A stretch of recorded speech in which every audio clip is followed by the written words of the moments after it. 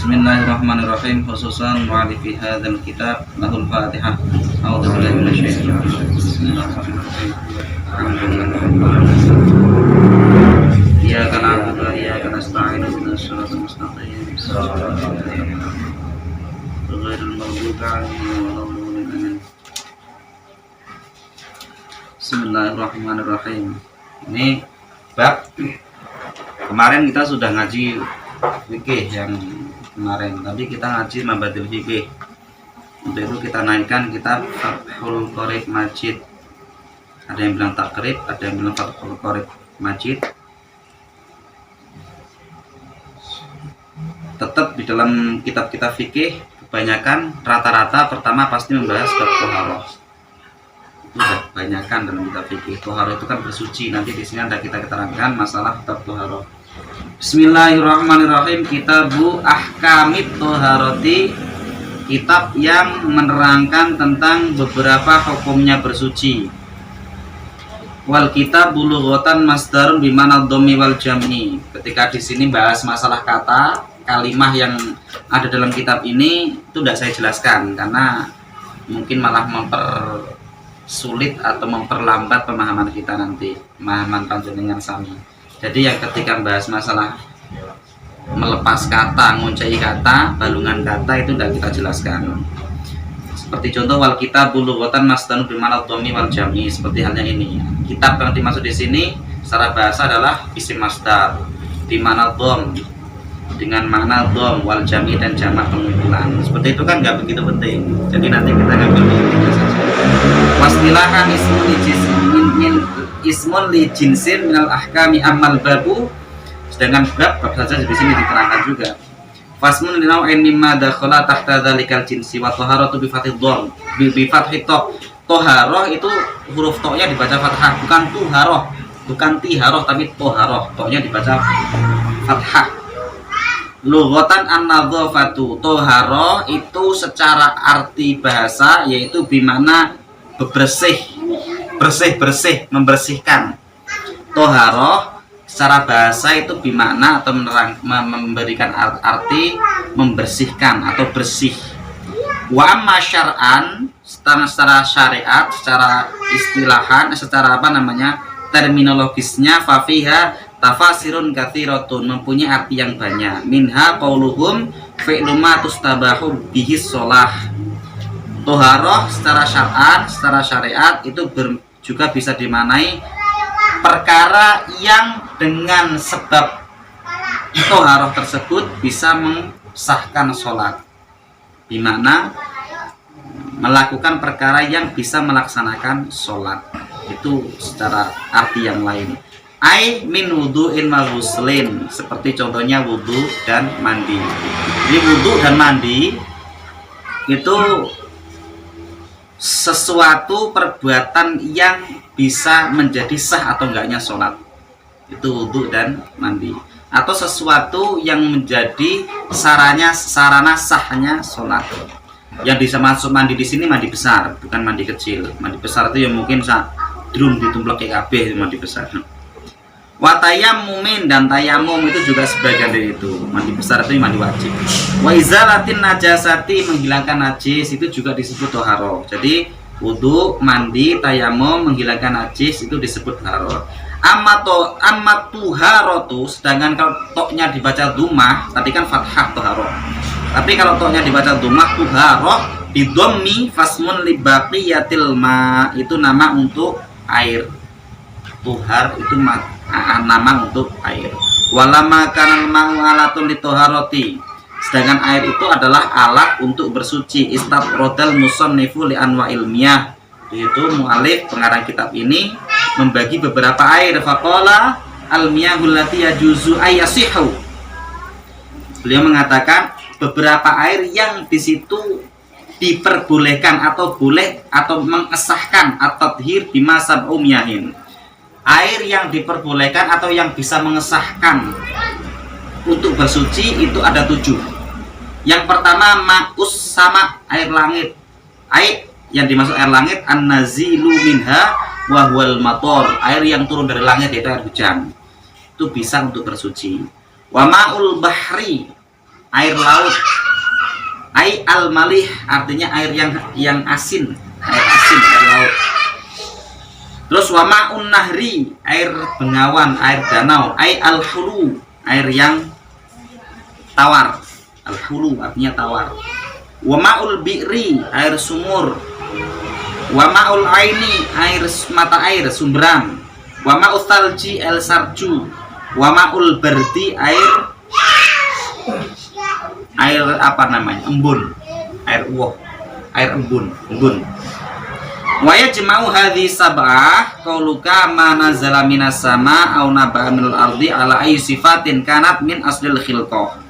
Yang dimaksud di situ juga air 7 tadi, yang airnya memang benar-benar masih murni, tidak kecampuran apapun bentuknya. Tapi kalau sudah kecampuran nanti apa namanya dibagi-bagi lagi, sudah ada kriteria sendiri. Yang dimaksud di sini masih murni 7 air tadi keluar dari asalnya. Sumal miyahu tanqasimu ala arba'ati aqsam. Sedang air itu dibagi menjadi jumlah air yang untuk bisa mensucikan 7. Lah 7 tadi dibagi menjadi 4. Ahaduha tahirun fi nafsihi mutahhirun li ghairi. Yang pertama tahir mutahhir. Air yang suci dan bisa untuk mensucikan. Karena ada air suci yang tidak bisa untuk bersuci. Air suci tapi tidak bisa untuk bersuci itu ada. Nah ini yang dimaksud di sini air suci. Yang pertama, bagian pertama dari 4 tadi, yang pertama suci dan bisa mensucikan untuk yang lain. Ghairu makruhin istimaluhu, air yang tidak makruh. Wahwal ma'ul mutlak. Nah air itu mutahhir tadi, yaitu air mutlak. Ya mutlak kesuciannya itu masih mutlak. Airnya suci dan bisa untuk mensucikan yang lain. An qayyidin lazimin fala yadurul qayyidul munaffaku kama il bi'ri fi kaunihi mutlaqon. Seperti air sumur yang masih murni, air sumur tidak berubah, tidak kecampuran apapun. Yang kedua, tahirun mutahharun makruhun. Air yang suci tapi air suci dan mensucikan tapi tidak bisa hukumnya makruh. Tadi kan suci mensucikan, hukumnya mutlak sucinya. Yang ini suci bisa untuk bersuci tapi makruh. Istimau fil badan la fi thawb. Digunakan di dalam tubuh untuk mandi itu makruh. Tapi kalau untuk cucian tidak apa-apa. Wa huwal ma'ul musyammas, air yang dipanaskan. Air yang dipanaskan itu suci. Tapi di situ suci untuk bisa juga untuk mensucikan. Cuman makruh. Makruhnya dalam tingkatan apa? Makruhnya dalam tingkatan untuk badan mandi besar, untuk wudu contohnya. Tapi kalau untuk cuci baju, cuci piring tidak masalah. Air musakhkhanu bi ta'thiri syamsi fihi. Yang di situ dipanaskan dengan matahari. Wa inna ma yukrahu syar'an bi qudriharin. Sedangkan makruh secara syara yaitu dengan fil ina mutobain illa inaan nakotain li sofa ijirhi jauhirihima. Air yang niat dipanaskan dengan alat itu suci, mensucikan tapi makruh ya. Sekarang pakai dandang, pakai panci itu suci dan mensucikan, cuman hukumnya makruh untuk wudu, untuk mandi. Kecuali dengan 2 alat. Kalau merebus panasnya dengan emas atau dengan perak tidak apa-apa. Nek merebusnya atau manasinya pakai emas atau perak itu nggak ada makruhun, nggak ada hukum makruhnya. Tapi kalau pemanasan itu entah lewat langsung matahari atau direbus, selain menggunakan 2 alat tadi, emas atau perak, maka hukumnya makruh. Wa idza baruda zalatil karohah. Tapi ketika udah panas sudah didinginkan lagi, ya udah hilang hukum makruhnya lagi. Waqtaron Nawawi adamal karohati mutlaqon. Menurut Imam Nawawi, kalau menurut Imam Nawawi itu tidak ada hukum makruh sama sekali. Air anget. Makanya jenengan kalau habis kerja malam, habis push up malam, terus ajeng mandi pagi kok dingin banget, yang rebus air. Tiga airnya anget. Menurut sebagian ulama itu makruh. Tapi daripada nggak mandi, kan milih makruhnya. Cuman kalau kita mengikuti Imam Nawawi tidak ada makruh sama sekali di dalamnya. Gitu. Jadi kayaknya kalau Kang Roni tetap milih Imam Nawawi kayaknya. Biar nggak ada hukum makruh. Wa yukrahu aidon syadidus sukhunati wal burudati. Begitu juga hukum makruh itu angetnya berlebihan, mendekati panas. Contoh seandainya waktu itu Kang Roni di hotel. kan nggak bisa memanaskan air yang di hotel itu kan, di showernya nggak bisa, muternya kebanyakan, berkademen lewat AC terus muter kebanyakan langsung kepanasan, itu makruh juga ngaruhnya. Enggak sih, so panas tenang, enggak sih so. Terus yang banget dinginnya, nah airnya dingin banget ya makruh. Makanya kalau memang musim dingin harus mandi wajib, ya di situ godok banyu enggak apa-apa. Tapi nyampurnya di air dingin kira-kira ya enggak anget. Ya pokoknya kira-kira enggak dingin banget, sedang lah kira-kira gitu. Tapi ini Imam Nawawi sekali lagi anget enggak apa-apa, enggak ada hukum makruh. Bagian yang kedua ini nanti bisa ada pertanyaan ini kayaknya. Yang pasti mungkin yang ditanyakan babakan si mandi-mandi tadi. Wal qismu tsalits tahir fi nafsihi ghairu mutahhir li ghairihi. Yang ketiga, kan pertama tadi udah, kedua udah, sekarang yang ketiga. Suci, dirinya suci tapi nggak bisa mensucikan yang lain. Wa huwal ma'ul musta'malu fi raf'in hadasin wa izalatin najasati lam yataghayyar wa lam yazid daunuhu wa lam yazid waznuhu badal infisalihi amma kana badal i'tibari amma yatasharrabahul maghsulu minal ma'. Yang kedua suci tapi tidak bisa mensucikan, yaitu air mustakmal. Jenengan habis wudhu sisanya itu suci tapi tidak bisa lagi untuk mensucikan. Habis mandi kalau airnya banyak nggak berubah, berubah kental ya nggak bisa. Mandi airnya banyak ngumpul gitu kan, terus airnya nggak berubah tapi sisa dari mandi dan jumlahnya juga banyak di situ, itu tetap suci juga tapi nggak bisa untuk mensucikan, nggak bisa untuk mensucikan. Tapi ketika berubah ya tetap nggak suci lagi. Artinya berubah di situ yang merubah bukan perkara yang mubah tapi perkara yang najis, maka menjadi mutanajis.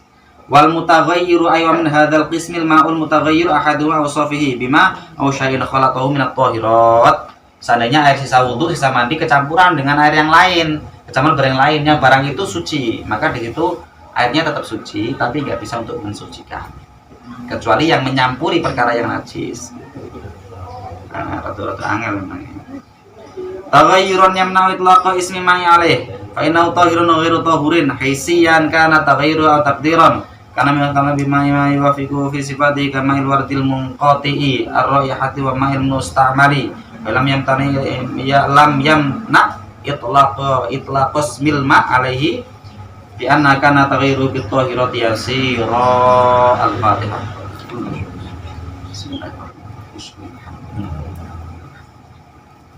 Iya, kenapa nanti bisa untuk pertanyaan itu kan kalian.